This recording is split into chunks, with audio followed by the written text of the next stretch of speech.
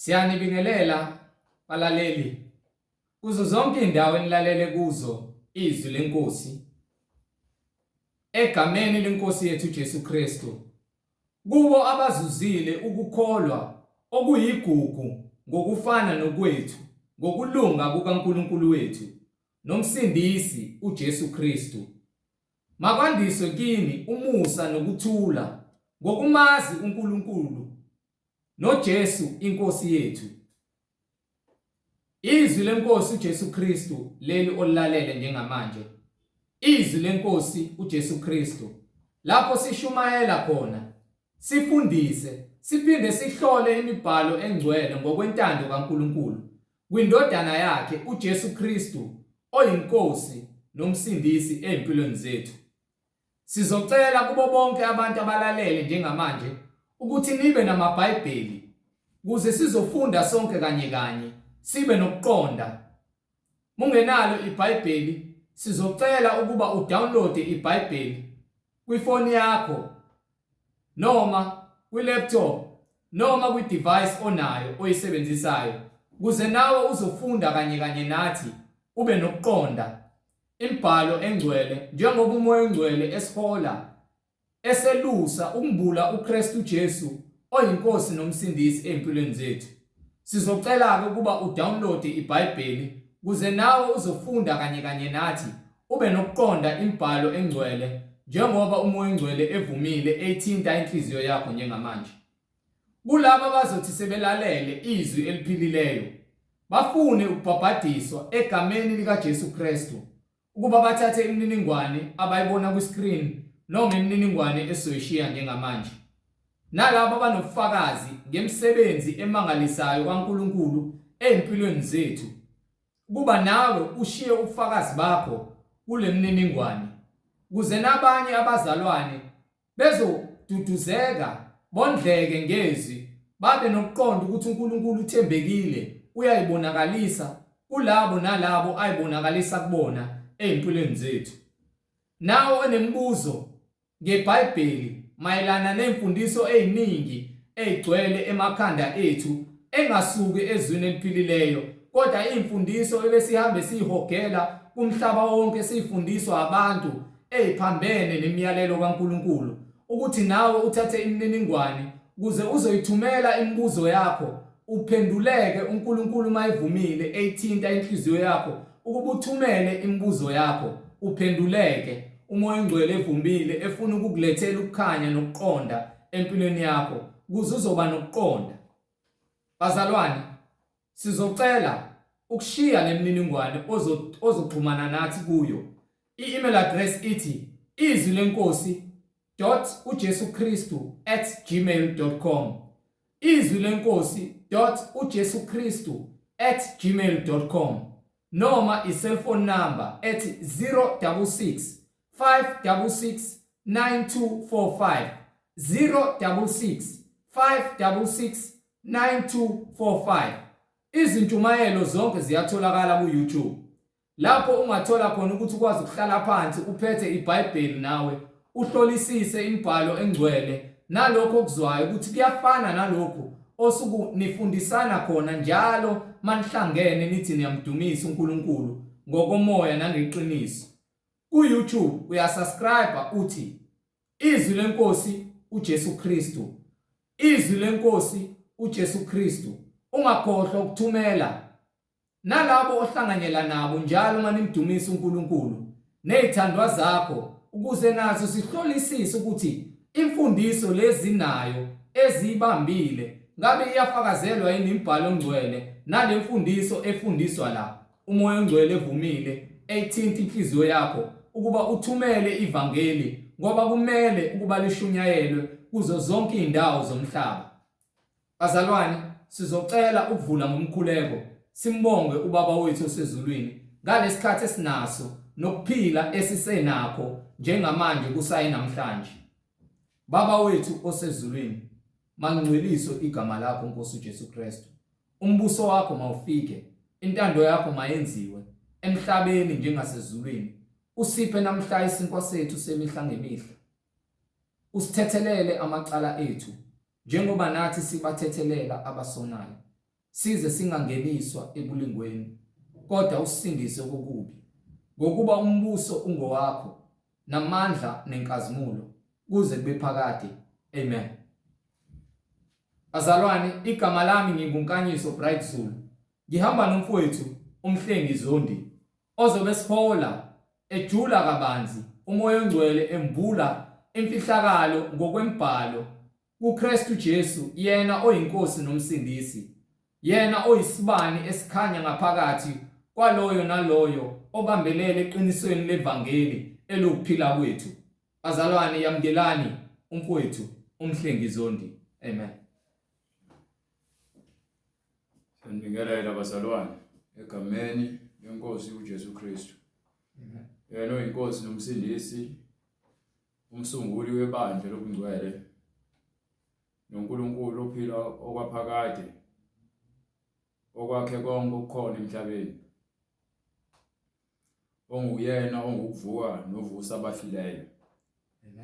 Ngezwi lakhe eliphilileyo elinamandla elibukhali kunezinkemba zonke ezisika macala omabili, lona elikwazi ukuhlola imidlilo yomuntu mase futhi liphinde lahlulele yonke imisebenzi yomuntu. Akukho okufihlakele phambi kwakhe, akukho futhi ekusithakele, konke kunqunu phambi kwakhe. UNkulunkulu ogcwele ngakho konke ukuhlakanipha, uNkulunkulu onamandla onke, ukuhlakanipha, ulwazi, ukuqonda, umusa nothando, konke kuvela kuye. Ukukhanya nobumnyama kwakhiwe nguye. Ngakho-ke uma uNkulunkulu odale konke, uNkulunkulu oyedwa ongenamlekeleli, kufakaza imbhalo. Ubungilungisela incwadi yaIsaya 45. Ngakho-ke uma uNkulunkulu okwenze konke ngamandla akhe, simele ukumdumisa yena ungumnini mandla onke. Ayikho inkosi noma igama elingaphezu kwegama lakhe. Waqhamuka ngegama elisha, wathi yilabo kuphela abangamukelayo abayolazi igama lami elisha. Uma sihlola imbhalo sithola ukuthi ulethe igama kuqala before afike enyameni. Ulethe igama. Uyasitshela ukuthi inyama inanzuzo. Inyama indodana, umoya wendodana uNkulunkulu. Umzimba bese ukhazimulisiwe uba munye, awuhlukani phakathi nendawo. So lo mzimba wendodana okhazimuliswayo ubuyela esimweni sikaNkulunkulu. So lo Nkulunkulu owaye kuKristu, lo Nkulunkulu odale izulu nomhlaba, uNkulunkulu ongumnini mandla onke, munye. Ngakho-ke simelwe ukuthi sizwe ukuthi uthini ngezwi lakhe elilodwa esibonga ngalo uNkulunkulu ngabaprofeti bakhe abanika izwi linye. uMoses ufakazelwa uJoshua, uJoshua ufakazelwa uSamuel, Samuel ufakazelwa uElijah, uElijah ufakazelwa uElisha, uElisha ufakazelwa uMikhayela, uMikhayela ufakazelwa uHabakuk, no Isaiah, no Jeremiah, uHosea, uMalaki, uJoel, uJohane umbhaphatisi, bese kuzoba umgcwalisi womthetho nezwi likaNkulunkulu indodana yakhe, egcwalisa umthetho nobulungiswa bukaNkulunkulu. Bese eqedile ukugcwalisa bese ashiye isithembiso athi mefika athi uza kushiya nabapostoli bakhe. So leso sithembiso unamadoda awu12 awakhetha ukuthi agcwalise izwi lakhe kuwona lamadoda awu12, mase lamadoda nabanye ababenawo benze umsebenzi njengokuba siyaleziwe ukuba senze umsebenzi. Ngakho ke uma sebembethelile uJesu esevuka ngosuku lwesithathu ubuya ngenkazimulo mase abanika umyalelo ebatshela ukuthi ke amandla awanikiwe emhlabeni nasezulwini. Ngakho ke manje isikhathi sokuthi bagcwalise yonke into abafundisa yona, bahambe umhlaba wonke jikelele, bashumayele ivangeli, bafundisa abantu ukuba bagcine imfundiso yobungcwele bayenze. Mase kuthi laba abakholwayo mase bona bayabhabhadiswa egameni likaYise, egameni leNdodana, egameni likaMoya oyiNgcwele. Legama akubona amagama amathathu, ngokuba ke bathi emagameni amathathu, angisho njalo basho njalo mebekhuluma. Awamathathu amagama, linye igama. Leli gama esithi ke lathunyelwa kuqala ngaphambi kokuthi afike uNkulunkulu enyameni. Linye igama, munye uNkulunkulu, yenye inkolo, yenye inkosi, munye umbhabhadiso. Haleluya, haleluya. Asifuna okunye, sifuna lokhu okushiwo eBhayibheli. Mase kubushuliwe ngenkazimulo bebuka usebathembisile ukuthi uyeza umduduzi mabahlale banganyakazi eJerusalema. Mase behleli eJerusalema ngosuku lePentecost, bese kwehla umoya oyingcwele eqhamuka ezulwini njengomlilo, avunguze agcwalise indawo abehleli kuyona. Bese beninamathelwa umoya oyingcwele nezilimi ezahlukahlukene, baqale bakhulume ngezilimi ezahlukahlukene, bephimisela njengokuba umoya ubanika ukuphimisela. Umduduzi usefikile, siyagcwalisa konke umduduzi. Ingakho ke emva kwalokho uma abantu sebebona abantwana abangcwele aje benoJesu behlangene ndawonye sebengena umoya oyingcwele, bese aqala umuntu athi labantu abaphilile emakhanda. Agcwaliswe ngomoya oyingcwele uPeter. Ngithi sekugcwala umoya oyingcwele uPeter. Kepha uPeter ngesikhathi uJesu esakhona ube nomgabaza, ubehlezi enyameni. Kepha bese kubuya umoya umduduzi, umoya oyingcwele, uPeter uyagcwaliswa ngomoya oyingcwele, umoya weqiniso. Bese egcwalisiwe ngomoya weqiniso uPeter manje isibindi akusakhulumi yena, ngokuba uJesu uthe ngizakunika umlomo nobuhlakani ukuze mase ngikhuluma ngasakhuluma. Haleluya, ngasakhuluma nina. Yes Lord. Njobe sekukhuluma ubaba osezulwini. Yes Lord.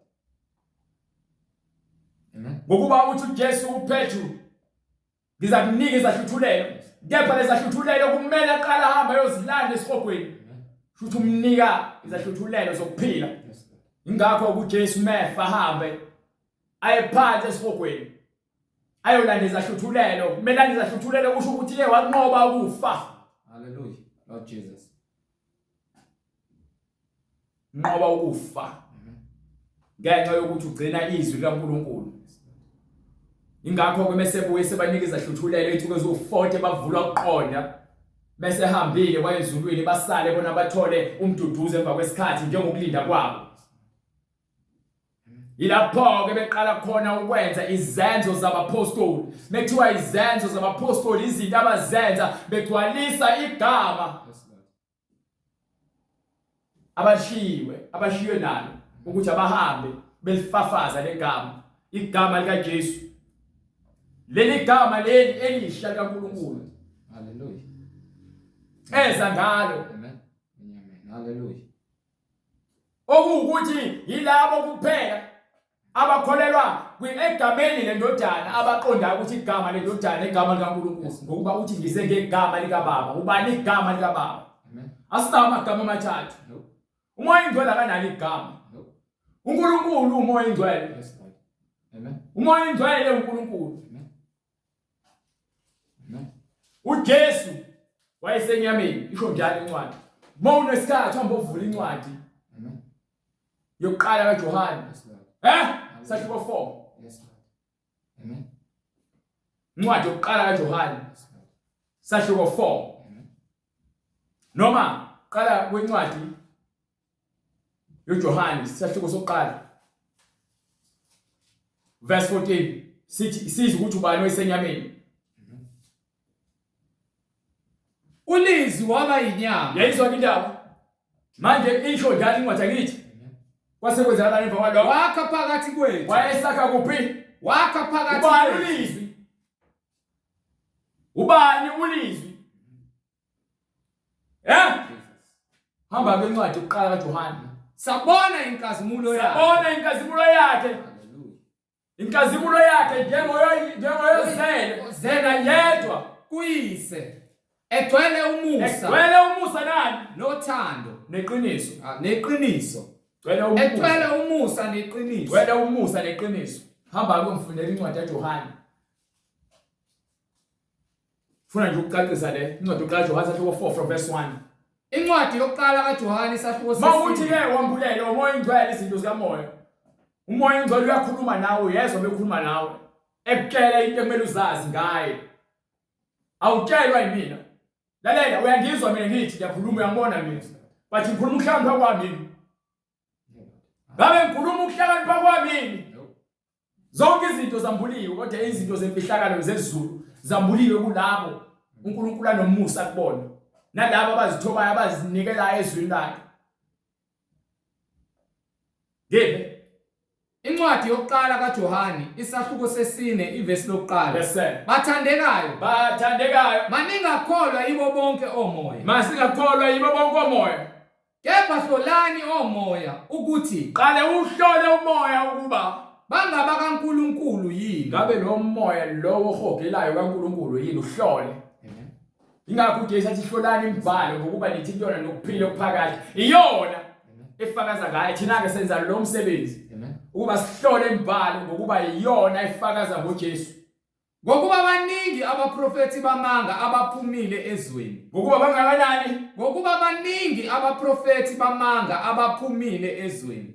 Babhizi banifundisa ngezinto ezingekho eBhayibhelini. Abakwazi ukuhlola imibhalo. Baphumele ama-agent kaSathane. Abaprofeti bamanga liyasho iBhayibheli.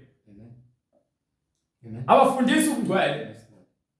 Bafundisa izinkanuko zabo. Benza umathanda ngegama likaJesu. Kepha bayambulwa. Ukuba uthi konke kuyena. Kusobala akukho okufihliwe. Unibeka obala njengomuva weselesele. Akukho ukuzidadulela. Ngeke. Yazini umoya kaNkulunkulu ngalokho. Yazini umoya kaNkulunkulu ngalokho. Bonke omoya abavuma ukuthi uJesu Kristu ufikile enyameni. Ufike kuphi? Enyameni. Ufike kuphi? Enyameni. Ubani ofike enyameni? Ubani ulizwi waba kuphi? Enyameni. Ubani ulizwi? Hallelujah. Jesu Kristu. Hallelujah. Nezindaba. Hallelujah. Yazini umoya kaNkulunkulu. Wazini umoya kaNkulunkulu ngalokho. Bonke omoya abavuma ukuthi uJesu Kristu ufikile enyameni. Bangaba kaNkulunkulu. uShembe wafika enyameni. Usho ukuthi uShembe uthi yena waphathisa umyalezo wakhe yedwa kubantu abamnyama. Ngoba uMoses uthiwa ephathise izwi kubantwana bakaJuda. Lalela inkohliso. uSathane namabibane nezimpondo zakhe ephuma esihogweni lapho khona kushunqa intuthu umlilo wakhona ungacishi nezimpethu zakhona ezikahle uzele uzokugcwalisa ngalo moya wasesihogweni ukuze nawe ufane naye ngokuba ke ungumbulali ungumkhohlisi lo moya ongavumi uJesu ngokuba lo moya ongamvumi uJesu akasiyo okaNkulunkulu. Hlehle kusho ukuthi manje njengoba eze kunina engumqambi manga unguyise wamanga umprofeti wamanga Lowo ungowomphiki Kristu. Lowo ungusathane uqobo lwakhe enizwe ngaye ukuthi uyeza futhi nakalokhu usefikile nakanjani ke manje ukukona lezweni aba-understand basamlindile u-antichrist noma umpheki Kristu. Wonke umuntu ophikisa ivangeli afuna ukuzenza yena abe mkhulu ngaphezu kwevangeli lowo ungokasathane. Shembe uMuhammad. Ngezindaba manje siyantshela ke nje ukuthi thina sihlele ezweni linye awekho amagama amathathu. Linye igama uJesu. Yilona gama eleze enyameni. Lowo moya ongavumi uJesu akasiye okaNkulunkulu. Lowo ungomphiki uKristu. Enizwe ngaye ukuthi uyeza. Nakalokhu usefikile ezweni. Sizwile ukuthi uyeza kepha manje usekhona emhlabeni. Asike sibheke ke manje lapha kuIsaya. Asike sizwe uIsaya ukuthi siyamthola yena uNkulunkulu abawu4. Siyawathola yena uNkulunkulu abathathu. Incwadi uIsaya isahluko 45 verse 1. Go ahead. Usho kanje uJehova kogcotshiweyo wakhe. Ukhuluma banike manje uJehova. Haleluya. Ukhuluma kogcotshiweyo wakhe. Haleluya. Haleluya. Ukhuluma kuJehova kulowo ofakwe umoya engcwele. Haleluya. Lawo niki wamandla ukuthi akwazi ukwambula imihlakalo kaNkulunkulu. Lezi zinto zinikwa nombani. Zinikwa labo abazithobayo ngaphansi sikaNkulunkulu, ngaphansi kwesandla sikaNkulunkulu esiphakemeyo. Lord Jesus. Kunikwa labo abazehlisayo bazibeke phansi bese kulabo abaziphakamisayo bese bathatha behlisa bebekwe phansi. Haleluya. Usho kanje uJehova kogcotshiweyo. Ukhuluma uJehova kulowo ogcotshiweyo wakhe. uKoresiya. Yes sir. uKoresi. Yebo baba. Osandla sakhe sokunene. Osandla sakhe sokunene. Ngisibambile uba angahlule izizwe phambi kwakhe. Ukuthi enze njani bright? Ukuba angahlule izizwe phambi kwakhe. Angizwa lonto leyo. Ukuba ngahlule izizwe phambi kwakhe. Ukuba ngahlule izizwe phambi kwakhe. Unike amandla ogcotshiweyo ukuthi amsebenzise ukuze anqobe izizwe phambi kwakhe. Akanqobi ngamandla akhe, unqoba ngamandla wanikiwe umgcobi. Yena ungumgcotshwa, ungogcotshiweyo. Ngithukulule izinkalo zamakhosi. Ngithulule izinkalo ngiwise izinkalo zamakhosi. Ngivule iminyango phambi kwakhe. Bese ngivula, yabona uthi lo mnyango ovulayo akekho ongawuvala. Amasango angabe esavalwa. Yayizindaba. Amasango avula uJesu. Yes Lord. Angabe esavalwa. Ngeke uzuvale iminyango evula uJesu. Futhi ngeke uzuvule umnyango ovale uJesu. Mina ngiyakuhamba phambi kwakho. Thibani ngiyokuhamba phambi kwakho lalela. Ngeke mina ngihole umoya engcwele. Amen. Umoya engcwele uyangihola. Yes Lord. Uma sengihamba ngisho umoya engcwele ngemumva, mina ngisayenza umsebenzi kaNkulunkulu. Amen. Uma ngihamba ngomoya engcwele, ngiholwa yizwi. Yes Lord. Hallelujah. Hallelujah. Ngiholwa yizwi. Konke engikwenzayo ngikwenza ngendlela uNkulunkulu akwambula ngayo. Ayithi into engisambulela yona. Uyena ohamba ngaphambili. Hallelujah. Ngingamakhosi obumnyama, left, right and center.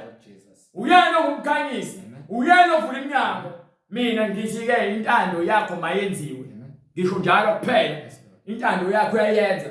Uthi konke kuyena kusebenzelana kube kuhle. Hallelujah. Yena usebenza emhlanganweni. Uthi uma uthembela kumina uphila ngezwi lami, angisoze ngakushiya. Angisoze ngakulahla. Mina ngiyokuhamba phambi kwakho. Mina ngizohamba phambi kwakho. Ngihlelembe amagebhugebhu. Ngihlelembe amagebhugebhu indawo engaqondile. Uthi uzoyenza ibe plain ukuze bese uhamba wena. Uhambe le khona ekunyathele khona yena. Uhambe le lungisile khona yena. Ngaphule izivalo zethusi. Zonke izivalo zethusi lokho ngathi kusansimbi kuyakuhlaya phansi. Nginqume imigoqo yensimbi. Nginqume ngezwi lakhe. Hallelujah. Elikhali ngaphezulu kwenkemba, ebukhali mhlangothi zombili. Ngiyakuninika ingcebo yobumnyama. Ngiyakunika ingcebo yobumnyama. nemfuyo ethukusiweyo Nemfuyo. ezindaweni ezisithekileyo. Ngiyakunika ingcebo Yes, Lord. yobumnyama lalela. Makuzonikwa ingcebo yobumnyama ngizokupha le revelation. Amen. Ngizokunika abantu abahambe bomnyameni. Hallelujah. Nibakhanyisele. Amen. Ngalelizwi ngizonika ingcebo yobumnyama. Ingcebo yabantu usathane ucebile ngabantu abakhohliswayo ngezwi. Hallelujah. Thina ngezwi lakhe sinikelwa ukuba ke silethe ukukhanya sizuze abantu bakaNkulunkulu beze kuyena besithi futhi emva kwalokho into eyishoyo. Hallelujah. Ngiyakunika ingcebo yobumnyama nemfuyo ethukusiweyo. Ebona imfuyo izimvu zakhe esimele zilethwe kuyena umalusi olungileyo Ezindaweni ezisithekileyo. ziningi izindawo umhlaba mkhulu ngakho ke izwi lakhe kufanele liphumele ezweni ngakho ngikuchazela ukuthi lezwi lakhe aliphathisa abapostoli wayesethi ke ebandleni wenza abapostoli nabafundisi nabelusi nabaprofeti abashumayeli bevangeli. Hallelujah. Ukuba wazi ukuthi nginguJehova okubiza ngegama lakho, So manje uNkulunkulu kaIsrayeli. yena simele umazi ngezwi lakhe. Lalela ngeke uze sithi siyathemba kuNkulunkulu kepha izwi lakhe singalenzi. Amen. Ubonakala phela mase uhlola kufika izikhathi ezinzima ukuthi wena ngabe uyakholwa ngokweqiniso na. Ukuba ke uSathane uzofuna ukulethela inselelo. Inselelo uma ukuthi uyakwazi ukuthi uzinikele egameni likaJesu Kristu. Ulidedele igama likaJesu Kristu lingene enhlizweni yakho bese uyalivalela. Amen. Methi uyakhamba uSathane athole kuvaliwe. Ngeke azavule uSathane evale uJesu. Ngiyakutshela nje. Hallelujah. Hallelujah. Hallelujah. Uma uJesu efika ngaphakathi evula umnyango ukuthi kuphume uSathane uzophuma. Yes, Lord. Ukuba kuvula uJesu ukuthi kuphume uSathane bese kungena uJesu enhlizweni yakho. Amen. Singabanqobi Oh, Jesus. ngoJesu. Yes, Lord. Amen. Indodana kaNkulunkulu ophilayo. Yes, Lord. Singabanqobi ngayo. Ngenxa yenceku yami uJakobe, Ngenxa yebandla lakhe uIsrayeli, uJakobe indodana kaNkulunkulu kusho ukuthi ke umasamba ngokukholwa siqonde indlela zakhe nathi sibalwa njengendodana kaNkulunkulu. uIsrayeli okhethiweyo wami. Israel okhethiweyo kaMoya Oyingcwele. Ngikubizile ngegama lakho. Ngikubize ngani? Ngikubizile ngegama lakho. Awuzweke manje. Legama leNkulunkulu uthi umbizile, unike uNkulunkulu igama lethi Israel. uNkulunkulu wamnikela nokuthi ngeke usaba uJakobe kusukela manje wena uthi uzoba uIsrael. Ngakho ke kuthiwa abantwana bakabani? Israel. Ubiza uIsrael ngendodana yakhe, ubiza yena ngabantwana bakhe. Hallelujah. Abakhipha eGibhithe ngesandla sakhe esiphakamayo ukuba bahambe ngentando yakhe benze lokho akufunayo. Wabanika izwi, wabanika abaprofeti, Amen. wabanika abapostoli, Amen. Amen. Lord Jesus. wabanika umoya oyingcwele. Yes, Lord. Hallelujah. Moya oyingcwele iwona esiwufunayo. Yes, Lord. Asifuni izinto eziningi, asinandaba nokunye ongahlangene nomoya oyingcwele. Lord Jesus. Be exalted, Lord. uIsrayeli okhethiweyo uIsrael wami. okhethiweyo wami, Ngikubizile ngegama lakho. ngikubizile ngegama lakho, Ngikunikile igama lodumo. ngase ngikunika igama lodumo. Ungakangazi. Ungakongazi, ngakunika igama ekumele udume ngalo. Igama lodumo, igama likaMoya Oyingcwele, igama lenkazimulo. Yes, Lord Jesus. Mina nginguJehova. Yena lo osibizileyo nosinika igama ukuthi sibe ngabantwana bakhe unguJehova. Akakho omunye. Angithi ayizwa lento engiyakuyona. Nina abantu elifuna amagama amathathu. Ngenxa ukuthi kwathiwa egameni likayise, egameni lendodana, egameni likaMoya Oyingcwele. Siyafuna lo magama amathathu uma ukholelwa kuwona ukuthi ke emagameni amathathu sifuna ukwazi ukuthi obani. Mina nginguJehova. Uthi yena ungubani? Mina nginguJehova. Akakho omunye. Akekho omunye. Ngaphandle kwami. Akekho uNkulunkulu. Ngaphandle kwaloNkulunkulu akekho omunye uNkulunkulu. Umuntu wena ke uziqu zintathu sifuna ukusinika amagama lezo ziqu ezintathu. Siyafuna amagama ezintathu. Mhlawumbe uyawazi. Ngaphandle kwami akakho uNkulunkulu. Mhlawumbe uyawazi bright. Amagama amathathu njengoba kuthiwa iziqu ezintathu. No. Sifuna amagama. Ungasitshela ukuthi uyindodana, unguyise, ungumoya engcwele. Sifuna amagama, ngithi ngikholela amagama amathathu. Amagama. Ukuthi manje HIV. Bathi bani HIV masuwabiza amagama. Umoya ubezuphelele. Human immune virus. God knows. Amagama amathathu iwona lawo phela ingculazi. Akayena ingculazi uNkulunkulu. Akayena HIV uNkulunkulu. uJesu Kristu. Hallelujah. Amen. Lord Jesus. Mawufuna amagama amathathu uJesu Kristu. Linye igama. Amen. Akushongo futhi ukuthi emagameni amathathu. In the name. Hallelujah. Egameni. Hallelujah. Akushongo ukuthi emagameni. Amen. Ngifuna ngikhombise ukuthi kubhaliwe ukuthi emagameni amathathu. Egameni likayise. Yes, Lord. Egameni lendodana. Egameni likamoya engcwele. Yes, Lord. Igama usho uJesu ngize ngegama, asho ngize ngamagama. Ngize ngegama. Ngize ngegama likaBaba. Usho njalo bakhombise futhi lo nto kwincwadi kaJohane sahluko 5 verse 42. Sifuna ukukhombisa nina abafundisi emfundisa amanga ukuthi niyafamanga nifundisa izinto ezingekho nikhombisa abantu izinto ezingekho eBhayibhelini. Haleluya haleluya. Abantu beBhayibheli sebakrema izinto ezikhona eBhayibhelini but bese kumele bazikhuluma ngendlela engafanele. Ingakho ezabantu bayaphela ngokungabi nalwazi bayabhubha. Ngifundisa sahluko 5 right verse 42. Incwadi ngokukaJohane sahluko sesihlanu verse 42. Ngifuna ukuzwa ukuthi ngabe uze emagameni amangaki. Kepha ngiyanazi nina ukuthi aninalo uthando lukaNkulunkulu phakathi kwenu. Ngendlela endilumayela ngayo ukuthi aninalo uthando lukaNkulunkulu phakathi kwenu. Ngize egameni likaBaba. Hayi bo bright. Ngize egameni likaBaba. Abhaliwe amagama lapho. Ngize egameni likaBaba. Abhaliwe ukuthi amagameni. Ngize egameni likaBaba. Ubani igama sifuna amagama sifuna igama. Aningamukeli imali. Akekho ngaphezulu kaNkulunkulu angithi kusho yena. Yes, Lord Jesus. Ubani owanika igama elingaphezulu kwawo wonke amagama. Hallelujah. Awuhambe sifunela kwincwadi yaseFilipi right? Hallelujah. Philip sahluko 2 sukela ku verse 9 right? Sifuna ukuzwa amagama uyasho umoya engcwele ukuthi akekho omunye. Hayi right nganga lapha.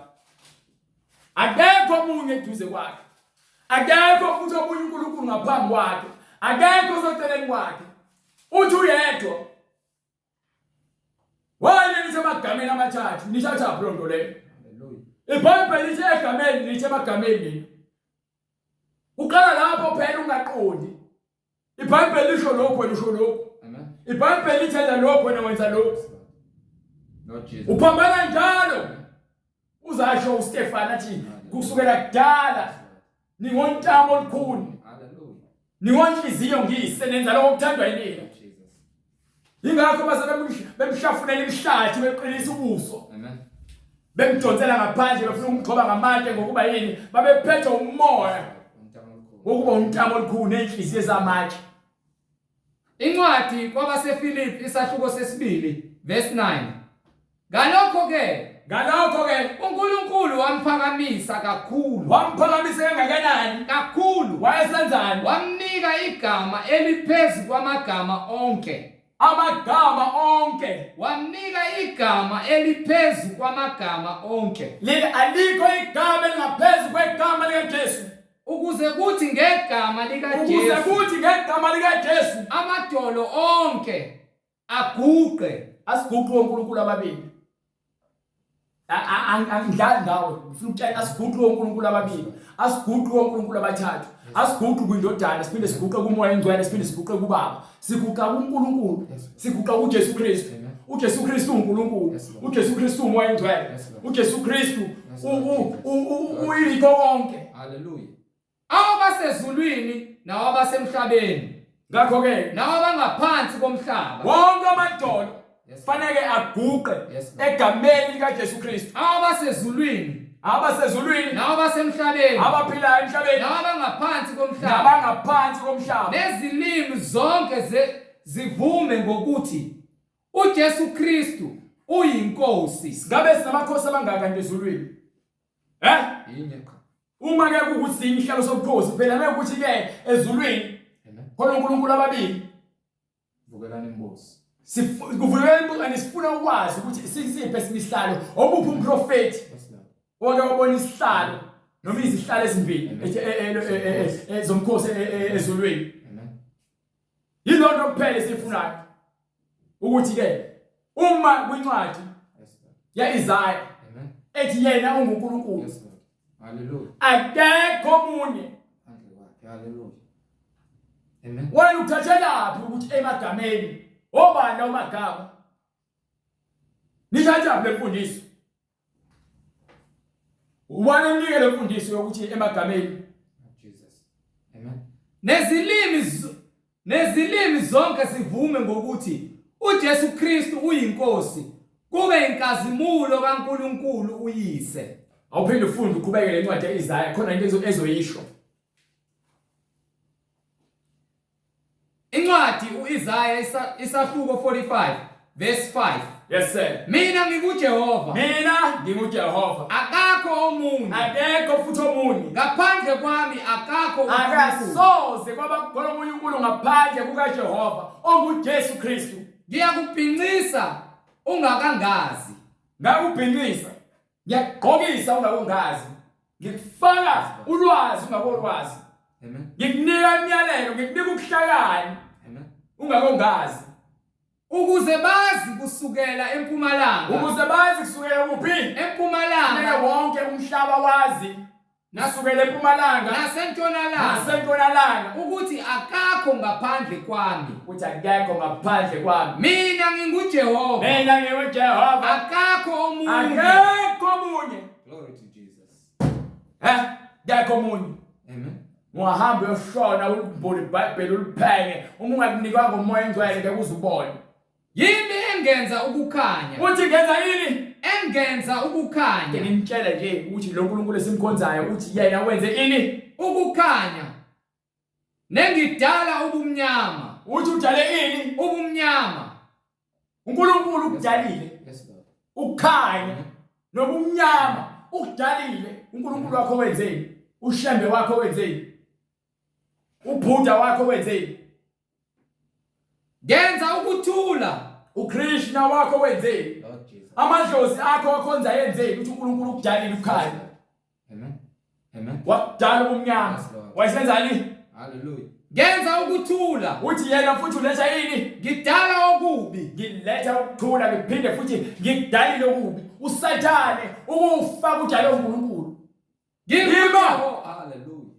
Sathane ingilosi Yes, Lord. ephuma ezulwini Yes, Lord. iwile Amen. ngongafuna ukulalela. Yes, Lord. Lo moya ngibambe ngawo nalo uSathane emhlabeni. Lord Jesus. Uphumele emhlabeni ngokubuyaza isikhathi sakhe esifishane.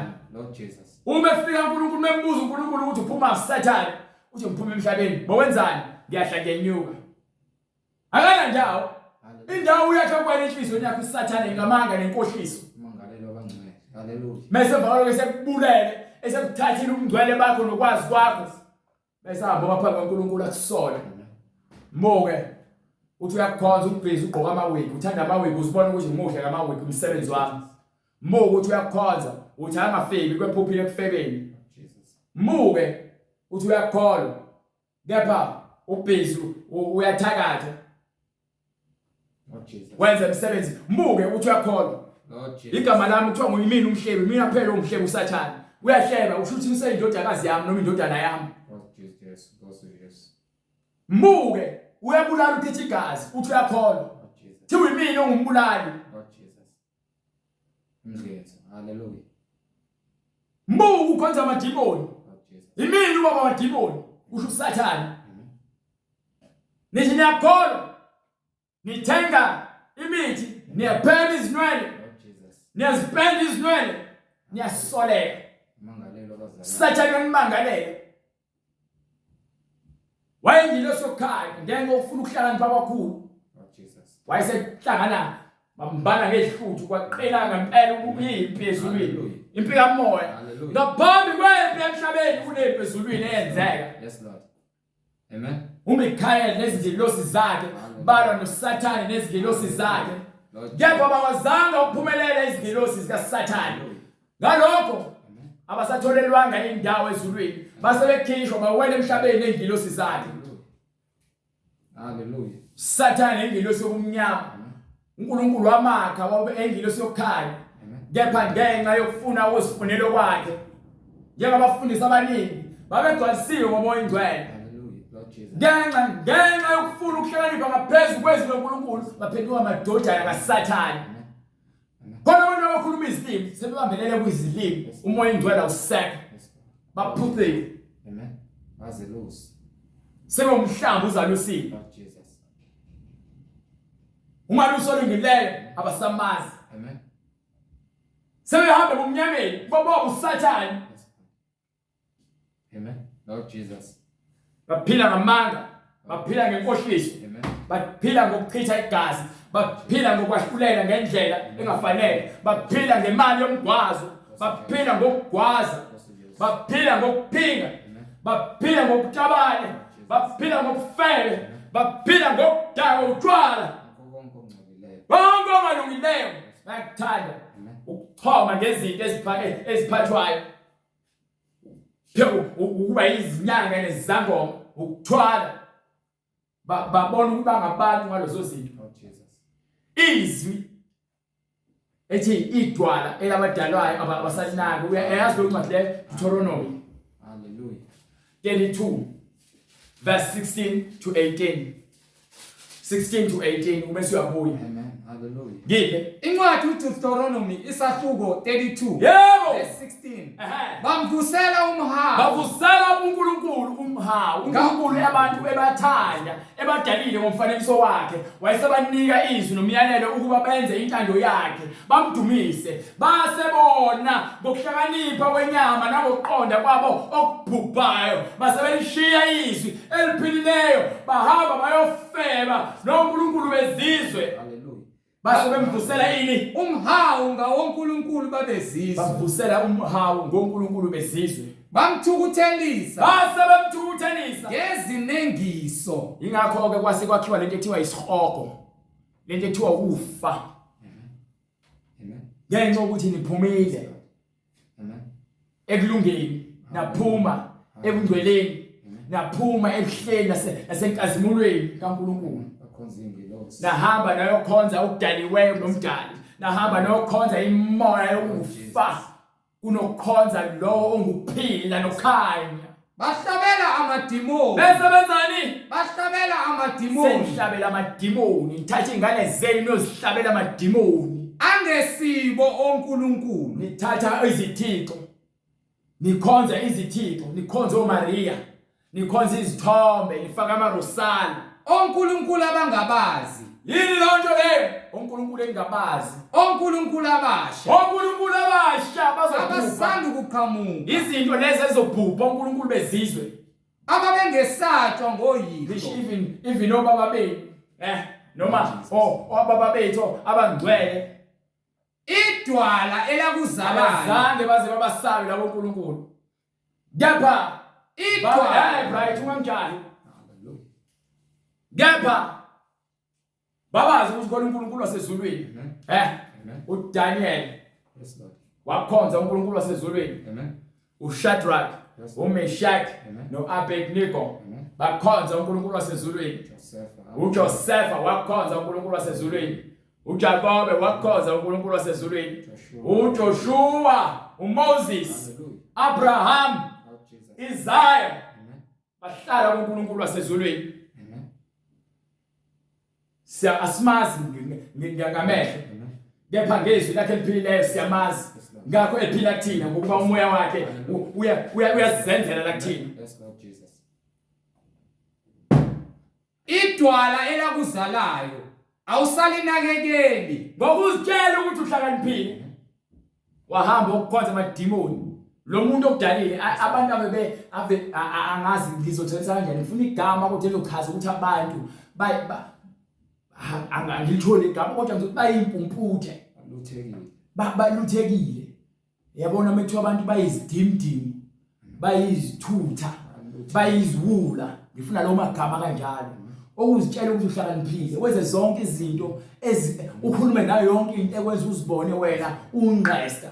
Ulutheke, ulutho. Kanti wena sowudla phakathi emgqomeni. Usilutho. Uyazidinga. Yawa ukudla neziphendu uyathatha uyadla. Uzitshela ukuthi udla kamnandi usathana ukhohlisile engqondo yakho wayikhohlisa kwenza ukuthi ubone konke uhlobo lokudla okuhle kanti wena ubhizi udla ukufa. Lord Jesus. Uyobona ngoba sovuka esihogweni ukuthi hayibo ngingamlahla uNkulunkulu. Amen. Kanti noJesu bekhulunywa ngaye emhlabeni uyena lo ebengitshela ukuthi ngihlakaniphile mina. Lord Jesus. Nkosi. Nezilakho elinamandla. Ngakho ke ukhohliwe uNkulunkulu owakudala. namlibala uNkulunkulu nina abafundisi bezizwe. Nina abafundisi ababalekela umngcwele lithi iBhayibheli ongiphele incwadi lapha eyamakhorinti bright yabaseKorinte esahluko 1 verse 10 ngifuna nje verse 10. Nina abantu senilahlekelwe umngcwele ningaqondi izinto zikamoya enihamba ngokwenyama nangoyinhliziyo zenu. Senilahlekelwe ukuphila. Nivumela zonke izinto ezingasile ezingeke eBhayibhelini ukuthi zenzeke emabandleni. Lama bandla lithi ibandla likaNkulunkulu. Bese nigqoka izivatho bese nihamba nemasontweni. Bese nipost izithombe ku-internet. Ngeke ngoba nifuna ukubukeka nibahle kubantu. Kepha imisebenzi yokukholwa ayikho. Incwadi yabaseKorinte bright sahluko 1 verse 10. Kepha ngiyanincenga bazalwane. Mina manje ngithi ke bazalwane ngiyancenga Ngegama lenkosi yethu uJesu Kristu. ngegama lenkosi yalabo abakholelwa egameni likaJesu Kristu Ukuba nikhulume lizwi linye. ukuba senze njani. Nikhulume lizwi linye Lalela. lonke. Fanele sikhulume lizwi linye. Kwenziwa yini uma ukuthi sina sithi singcwele sonke akithi? Yes, Lord. Mawukuthi wena uthi uyakholelwa egameni likaJesu Kristu inkosi yethu akithi. Amen. Umvumela kanjani ukuthi umuntu wesifazane azome emva kwepulpit ashumayele esontweni? Izwi linye akithi. Yes, Lord. Umvumela kanjani ukufeba esontweni? Fanele sikhulume lizwi linye akithi. Lord Jesus. Ubaphathisa kanjani egameni likayise, egameni lendodana, egameni kaMoya Ingcwele? Kungekho noyedwa umuntu abaphathiswa ngakho loyo mfundiso eBhayibhelini. Uma ukuthi sikhuluma lizwi linye, Yes, Lord. ubavumela kanjani abantu besifazane ukuba bagqoka amabhuluku ebandleni? Damas. Uma sifundisa lizwi linye, ubavumela kanjani abantu besifazane ukuba bapende ubuso, bafaka amacici, baluka izinwele, bafake inwele zokufakela? Uma ukuthi sikhuluma lizwi linye, Amen.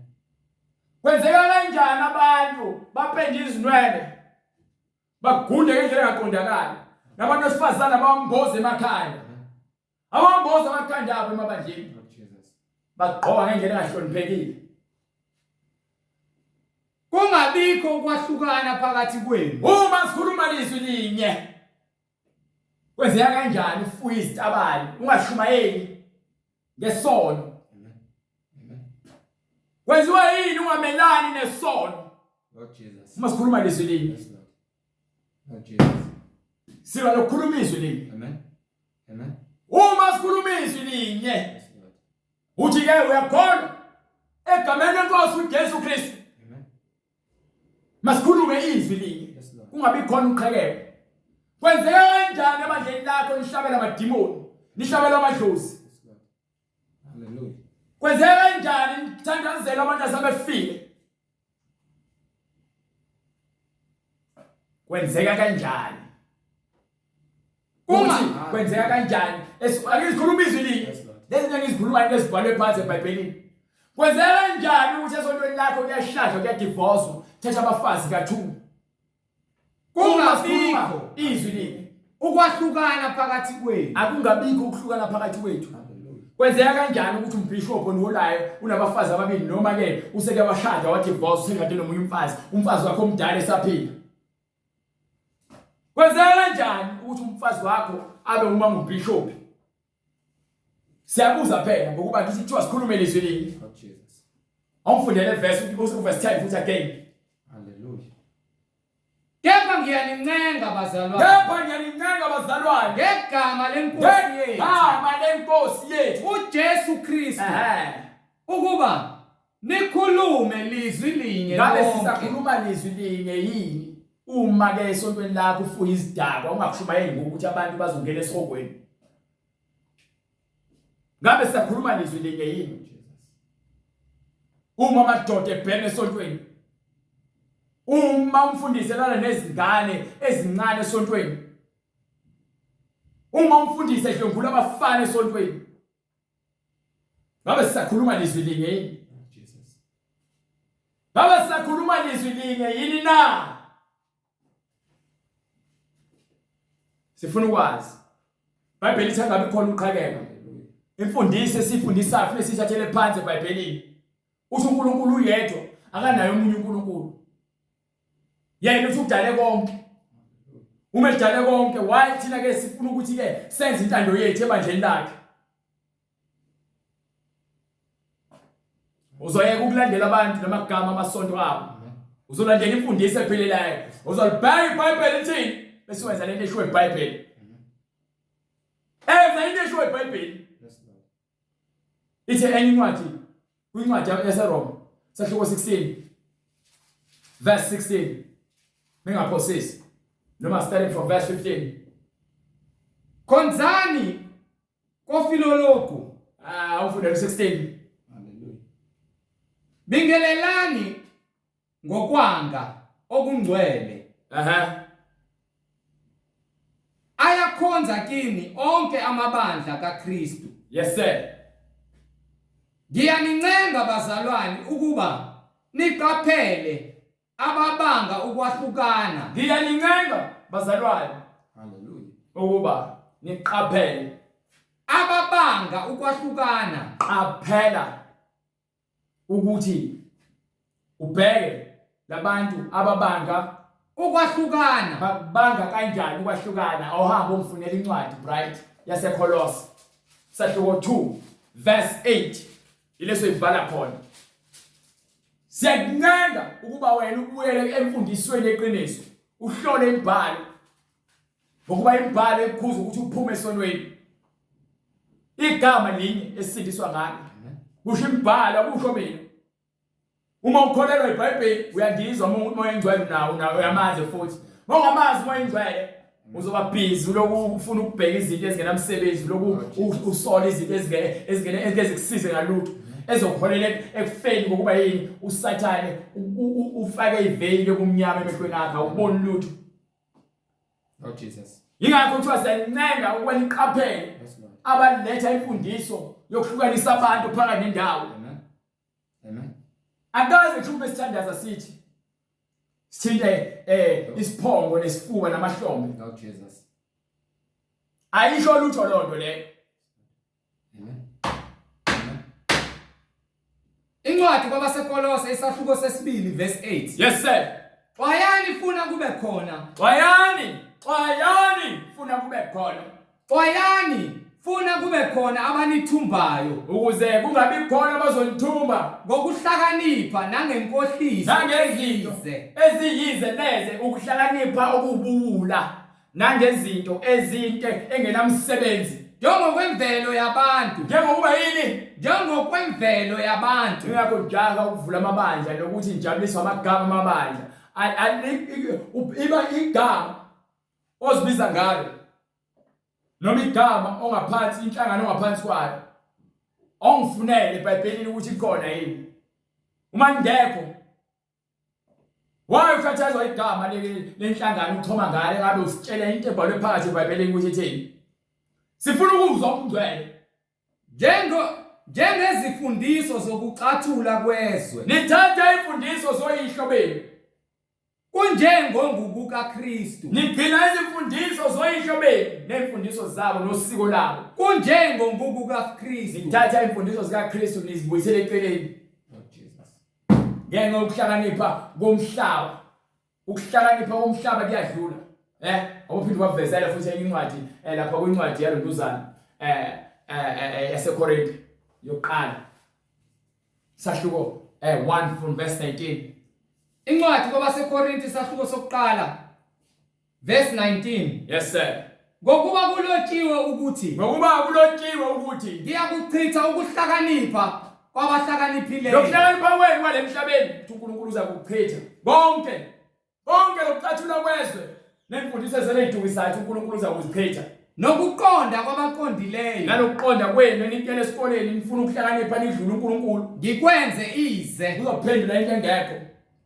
Ngisho ngaba umbhali wezincwadi, ngisho ngaba ifilosofa, ngisho ngabe uyini usosayense, noma ngabe uyini umbali bathi theologian. Uma ungahlali emfundisweni eqiniso, uNkulunkulu uzokubhubhisa kwalokuhlakanipha kwakho okuncane. Ithi incwadi yaMshumayeli sesivala. Hallelujah.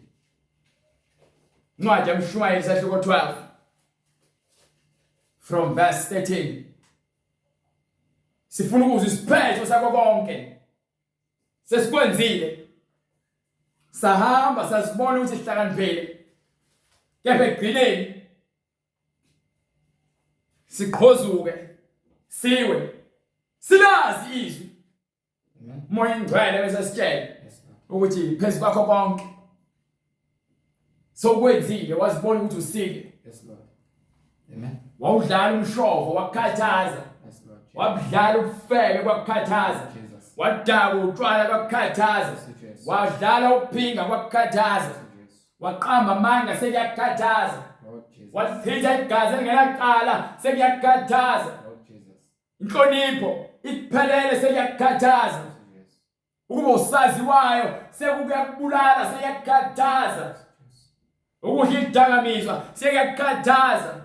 Ithini indaba bright? nakho ukuphela kwendaba Nangu kumphela ndaba. lapho sekuzwakele konke Konke sesikwenzile, konke sekuzwakele. mesabe uNkulunkulu Mesabe uJehova. ugcine imiyalo yakhe Haleluya. Gcine izwi lakhe. ngokuba lokho Ngokuba lokho kungokwabantu bonke konke lokho esikufundayo kungokwabantu bonke. ngokuba uNkulunkulu uyakuyisa Ngokuba uNkulunkulu uza kuyisa ekwahluleleni. Hallelujah. uyakuyisa konke imisebenzi ekwahlulelweni Uzokwayisa yonke imisebenzi ekwahluleleni noma ngabe nakho konke okufihliweyo noma ngabe noma ufihliweyo kuhle noma ngabe kuhle noma kubi noma ngabe kuthiwa kubi. Konke uNkulunkulu ukuse kwahluleleni. So ke gcina izwi lakhe, Amen. gcina imiyalelo yakhe. Ukuqala kwakho ukuhlakanipha ukumesaba uJehova. Yes Lord Jesus. Ukuhlakanipha kusho uqonda izwi, kusho ukuhlukana, kusho ukwazi nokwesaba izwi loNkulunkulu. Dede kubi. Bese ke ukuhlukana nokubi ukuqonda izwi kaNkulunkulu. Thatha izwi lakhe ulifake emqaleni wakho uligaxe njenge necklace. Ulithekeleze libe umqhele ekhanda lakho uhlakane. Uthwale wona, umqhele wokuphila. Hallelujah. Ongiphe. incwadi kwabaseRoma isahluko 11 verse 34 Yes sir. ngokuba kubani owazi umqondo wenkosi na Ubani ongazi ukuhlakanipha kwaNkulunkulu? nokuba ngubani owaba ngumeluleki wayo na Ubani ongaluleka uNkulunkulu? noma ngubani owaqala ukuyipha ukuba kubuyiselwe kuye na Ubani ongenza ongadlula ukuhlakanipha kwaNkulunkulu, ongenza izindlela zikaNkulunkulu azenze ngendlela yakhe lokho sekwenzile uNkulunkulu? Ubani ongasikhombisa lekunyathele khona uNkulunkulu? ngokuba konke kuvela kuye Ngokuba konke kwenziwe uyena, kukhona ngaye konke kukhona ngaye, kuya kuye bese kuphindela kuyena. makube kuye inkazimulo kuze kube phakade Asinike yena inkazimulo kuze kube phakade. Amen. Sinike incwadi ezenzo. Sahluko 2 verse 38. Munye uNkulunkulu. Sesiyabavezela ukuthi ke njengoba nithi ke uJesu wathi abantu babhabhadiswe egameni likayise lendodana likamoya oyingcwele. Ubala lo gama, sifuna lo gama. Ngiphe uverse 38 ukuthi uPeter wabatshela ukuthi ababhabhadiswe kuliphi igama. Wayesethi uPeter, phendukani. nayo into ekumele uqale uyenze, vuma izono zakho. Qala ukuthi wena uyisona. Bese ke emva kwalokho lithi iBhayibheli bese ulizwile izwi leqiniso. Nezindaba ezimnandi. Amen. Bese lithi phendukani. Nawe likutshela ukuphenduka ezonweni zakho kukho konke ububi owenzayo. Phendukani. Yiloyo naloyo abhabhatizwe. Yiloyo nalowo abhabhatiswe egameni likaJesu Kristu. Wathi uJesu ngale kwincwadi yaMathewu wathi ke nibabhabhathise egameni likayise, egameni likamoya oyingcwele, egameni lendodana, noma egameni lendodana esegameni likamoya oyingcwele. Manje uPeter mesevulekile uqonde segcwele umoya oyingcwele. Lalela, uma uPeter esewuzwile umoya oyingcwele ukhuluma, usesitshela igama ekumele sibhabhathiswe kulona, igama likaNkulunkulu, igama lendodana, igama likamoya oyingcwele. Ubani? Egameni likaJesu Kristu. Igama likaJesu Kristu. Kukho ukuthethelelwa kwezono zethu. Ukuze zonke lezono zethu esizenzayo lesenzile zithethelelwe, masiphenduke ezonweni zethu.